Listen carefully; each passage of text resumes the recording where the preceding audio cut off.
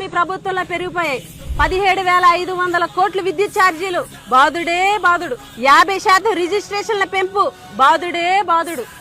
ఇసుక ఉచితం అని చెప్పి 2 ఇసుక డబ్బులు ఈరోజు వసూలు చేసేటువంటి పరిస్థితి, బాదుడే బాదుడు.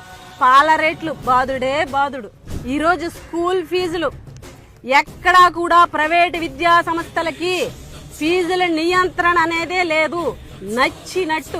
నచ్చినట్టు ఫీజులు ఈరోజు 50%, 60% ఒక్కసారిగా పెంచి మధ్యతరగతి పేద ప్రజల జీవితాలతో ఈ ప్రభుత్వం ఆడుకుంటుందని చెప్పి ఈ సందర్భంగా తెలియజేస్తున్నాం.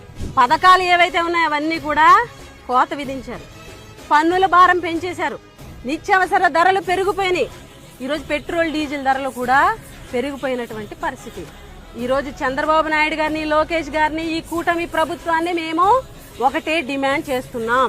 మీరు ఖచ్చితంగా రాష్ట్ర ప్రభుత్వం భరించి పెట్రోల్ డీజిల్ ధరలు తగ్గించాలని చెప్పి కూడా ఈ సందర్భంగా ఈ ప్రభుత్వాన్ని డిమాండ్ చేస్తున్నాం. లోకేష్ గారిని ఒకటే కోరుకుంటున్నాం, మీరు ఏదైతే